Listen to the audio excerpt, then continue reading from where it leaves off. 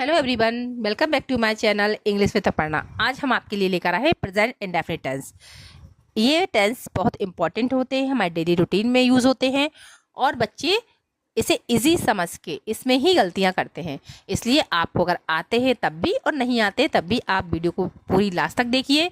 इसमें बीच बीच में मैं कुछ ना कुछ आपको इंपॉर्टेंट चीज़ें बताती जाती हूँ, इसलिए वीडियो को स्किप बिल्कुल ना कीजिए और वीडियो के लास्ट तक बने रहिए, क्योंकि लास्ट में भी आपको कुछ ऐसा मिलेगा जो आपके लिए बहुत इंपॉर्टेंट है, जिससे आप देख सकते हैं कि आपको कितना आ रहा है। तो स्टार्ट करते हैं।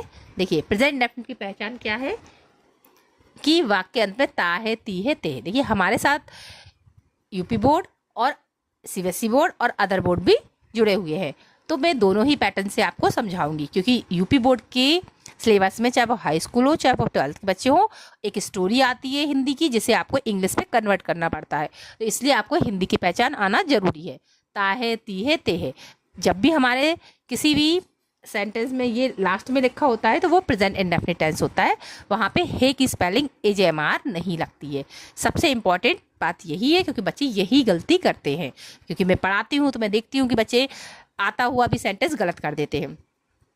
और जो इंग्लिश मीडियम के बच्चे हैं वो क्या करेंगे, वो ये ध्यान रखेंगे कि हमारी वर्ब में क्या लगा है। हेल्पिंग वर्ब दी नहीं गई है, वर्ब है और वर्ब में हमारा एस या ई एस लगा हुआ है, तो आप समझ जाइए कि ये हमारा कौन सा टेंस है, प्रेजेंट इंडेफिनिट टेंस है। तो जब भी हमारे सिंगुलर पर होते हैं नाउन, तो हमारा वर्ब में एस या ई एस लगता है। अब इन दोनों का डिफरेंस कैसे क्लियर होगा, तो ये मैंने अपनी वीडियो में बताया है। आप वो वीडियो अगर कंफ्यूज हैं जाके देख सकते हैं। फिर भी मैं एक बार आपको रिवाइज कराती हूँ। कुछ 7 वर्ड्स हैं जिसको आप ध्यान रखिए, जिसके लास्ट में ओ, जैसे कि गो में ओ आता है तो हमें वहां पे ई एस लगाना पड़ता है यदि सिंगुलर है तब। इसी तरह double S, S H, x और जेड, सी एच ऐसे वर्ड आते हैं जिसे देखकर आप ई एस लगाए, अदरवाइज आप एस लगाए। ही प्लेस क्रिकेट। देखिए, अब यहाँ पर जो दोनों टाइप से देखिए, हिंदी में भी इंग्लिश में भी, जैसे हमने यहाँ पे देखा प्ले में एस लगा, तुरंत आप समझ जाइए कि ये हमारा प्रेजेंट इंडेफिनिट टेंस है। हिंदी में हम कहेंगे वह की ही खेलता। आप कैसे पता कि ही या शी, क्योंकि हम लास्ट के वर्ड से देख सकते हैं। खेलता है तो ही और खेलती है तो शी। तो खेलता की हो गई प्ले, उसमें सिंगुलर इसलिए लगाया एस, और क्रिकेट के लिए स्पेलिंग डाली। कुछ लोग लिख देते हैं द क्रिकेट, तो मैं आपको क्लियर करूंगी कि हमारे गेम्स और स्पोर्ट्स के आगे दा का यूज नहीं होता है। मैंने दा पे एक वीडियो बनाई है, क्योंकि ये भी आपके सिलेबस का है, ये कॉम्पिटिटिव में आते हैं और हाई स्कूल या हो या इंटर, दा का यूज, आर्टिकल का यूज आता ही आता है। तो दा किस में नहीं लगता है, ये ज़्यादा इंपॉर्टेंट है। तो उसकी भी वीडियो मैंने सेपरेट बनाई है कि दा कहाँ कहाँ नहीं लगता है, तो आप जाके देख सकते हैं। अब आता है सी गोज टू स्कूल। अब देखिए, मैंने कहा था ना ओ के आगे ई एस लगता है। यहाँ पे वो 7 वर्ड नहीं थे, यहाँ पे वो ओ आ गया, उसी 7 वर्ड में से एक आ गया, तो आपने ई एस लगाया क्योंकि सिंगुलर है। यहाँ प्लूरल होता तो आपका गो में ई एस नहीं लगता, ये भी बात आप ध्यान रखिएगा। She goes to school. देखिए, अब आते हैं प्लूरल में। प्लूरल वर्ड्स क्या होते हैं, पहले वो ध्यान रखिए। We, I, you, they, these, those, और एक से अधिक। राम अगर सिंगुलर है तो राम के साथ अगर कोई 1 या 2 पर्सन और जुड़ गए तो वो प्लूरल, जैसे राम एंड श्याम। इसी तरह स्टूडेंट सिंगुलर हो गया, स्टूडेंट में अगर आपने एस लगा दिया तो वो प्लूरल हो जाएगा। बॉय सिंगुलर है, बॉय में एस लगा दीजिए तो वो प्लूरल, यानी किसी भी नाउन के साथ में अगर आप एस लगा देते हैं तो वो प्लूरल में आ जाता है। तो उसके साथ हमें वर्ब की फर्स्ट फॉर्म लगानी पड़ती है, यानी ये वर्ड्स होंगे तो वर्ब की फर्स्ट फॉर्म यानी V1 चलेगा। यदि हमने जो सिंगुलर आगे पढ़ लिए यदि वो होते हैं तो हमें वर्ब में एस या ई एस लगाना। इन दोनों ही सेंटेंस में आप ध्यान रखिए इजेमान नहीं लगता है, यानी प्रेजेंट इंडेफिनिट में इजेमान लगता ही नहीं है। अब देखिए, दे प्ले क्रिकेट, यहाँ प्ले की वर्ब की फर्स्ट फॉर्म है। अब आप वर्ब की फॉर्म से अच्छे से पहचान जाइए कि यहाँ फर्स्ट फॉर्म है, इसलिए यह हमारा प्रेजेंट इंडेफिनिट टेंस है। और यहाँ प्लूरल है, वी गो टू स्कूल, दे भी प्लूरल है। इसी तरह यहाँ से कुछ भी अगर हम उठाते हैं सब्जेक्ट तो ये हमारे यहाँ पे V1 का ही यूज करना है। अब आता है हमारा नेगेटिव सेंटेंस। देखिए, नेगेटिव सेंटेंस में अब हमें हेल्पिंग वर्ब लगानी पड़ेगी। वो क्या हेल्पिंग वर्ब है, फिर से वही बात, एजेमान नहीं, सिंगुलर है तो डज और प्लूरल है तो डू। देखिए, यहाँ पे मैंने क्लियर किया हुआ, सिंगुलर है तो डज और प्लूरल तो डू। फिर से एक बात वही, कुछ ना कुछ बच्चे गलती करते हैं कि कब डू और कब डज लगने, कंफ्यूज हो जाते हैं।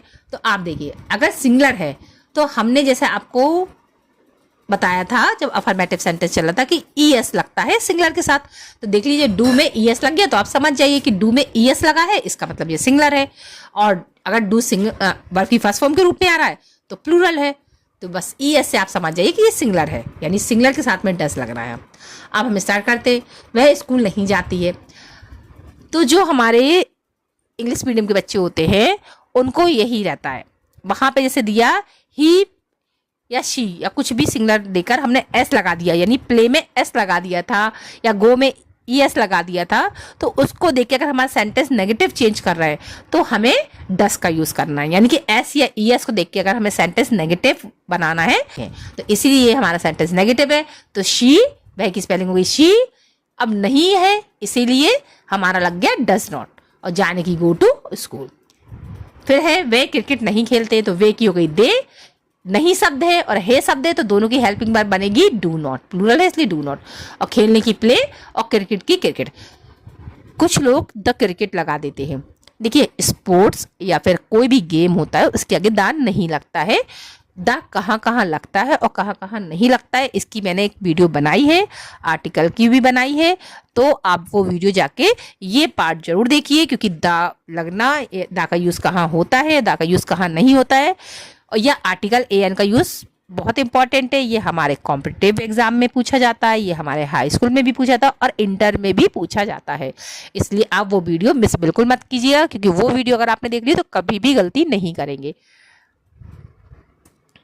अब आते हैं स्ट्रक्चर, हमारा इंट्रोगेटिव का स्ट्रक्चर।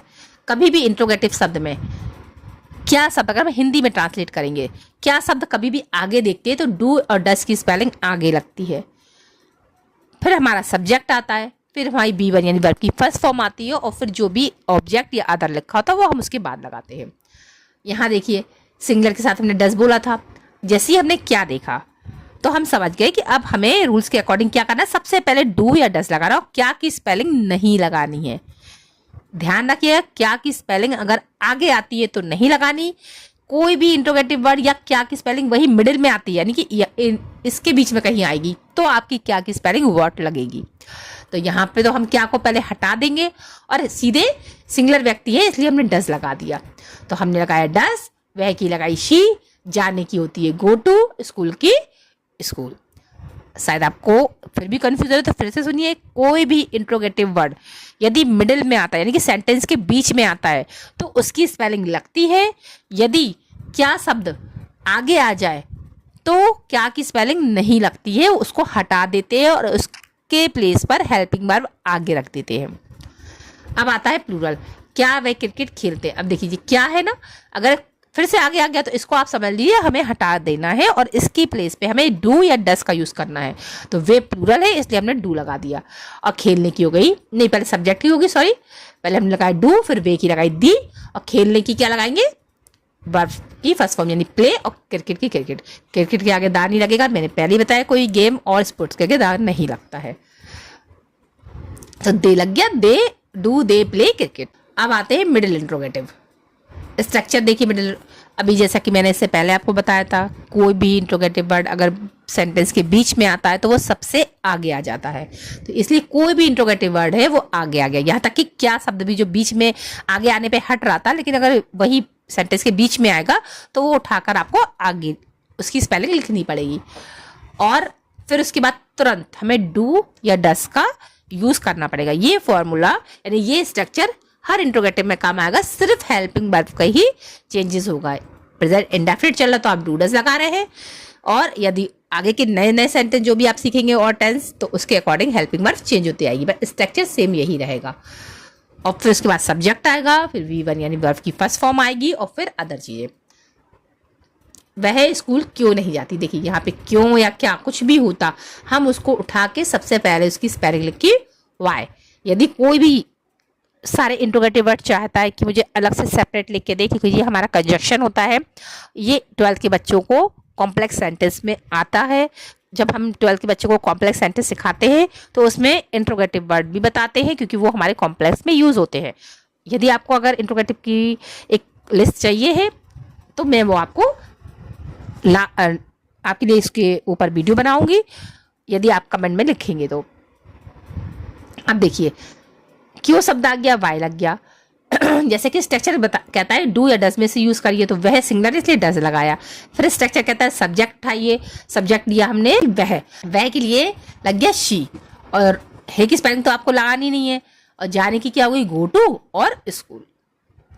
अब देखिए वे क्रिकेट कहाँ खेलते, पहले हम कहाँ की उठाएंगे, वेयर। सब्जेक्ट से पहले हमें हेल्पिंग वर्ब लेना है, देखिए यहाँ पे स्ट्रक्चर है इसलिए हमने वे प्लूरल है तो ले डू। फिर अब उठाएंगे सब्जेक्ट, तो वे की स्पेलिंग क्या होगी दे, खेलते की स्पेलिंग क्या होती है प्ले, और क्रिकेट की हो गई क्रिकेट, तो बन गया where do they play cricket. अब देखिए मिडिल इंट्रोगेटिव और प्लस नॉट भी आ गया, तो नॉट की वैल्यू कहाँ रखनी, सब्जेक्ट के बाद। स्ट्रक्चर सेम वही है, बस आपको क्या ध्यान रखना है कि जो नॉट अगर लगता है तो वो सब्जेक्ट के बाद आ जाएगा। कैसे, देखिए पहले इंट्रोगेटिव वर्ड क्यों उठाया, डू डस देखकर वह सिंगुलर इसलिए हमने डज लिया, सब्जेक्ट क्या है वह यानी शी लिया। फिर जाने की क्या होती है, अब नहीं लिखा है इसलिए हमने नॉट लिया, शी नॉट, जाने की होती गो टू स्कूल। इसी तरह देखिए पहले हमने देखा इसे पूरा सेंटेंस पढ़ा, उसके बाद हमें क्यों मिल गया, तो हमने वाई लगा दिया, प्लूरल है हमने डू लगा दिया जैसा कि स्ट्रक्चर बोल रहा है। फिर हमने सब्जेक्ट उठाया तो हमने वे की दे स्पेलिंग लगा दी, फिर सब्जेक्ट ने कहा अगर नॉट है तो लगाओ, तो तुमने देखा कि नॉट है तो वहाँ पे नॉट लगाया, और फिर खेलने की लगाई प्ले और क्रिकेट की। ऐसे ही वह रोज स्कूल क्यों नहीं जाता है, क्यों की हो गई वाई, और सिंगुलर है तो इसलिए लग गया डज।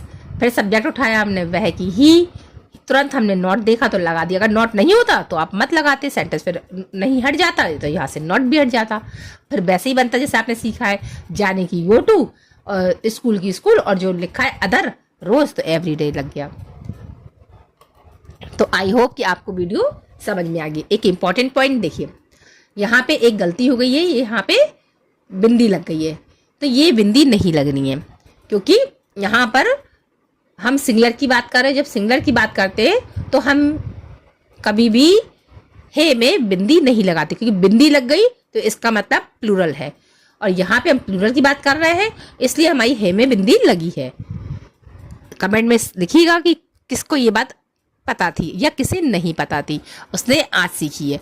देखिए कभी भी अपनी कोई चीज़ को एक्सेप्ट करना गलत बात नहीं होती। अगर आपने ये चीज़ अब भी सीखी है तो आप प्लीज़ कमेंट में ज़रूर लिखिएगा, मुझे लगेगा अच्छी मैंने सही, शायद ये गलती देख ली मैंने इसलिए ये क्वेश्चन मतलब आपको क्लियर किया है को क्लियर किया। अगर ये गलती नहीं होती तो शायद मैं ये ना क्लियर करती, तो इसीलिए किसके लिए यूज़फुल रहा ये ज़रूर कमेंट में डालिएगा। तो इसलिए बिंदी को हटा दिया तो अब बन गया सही, क्योंकि हम यहाँ सिंगुलर की बात कर रहे थे।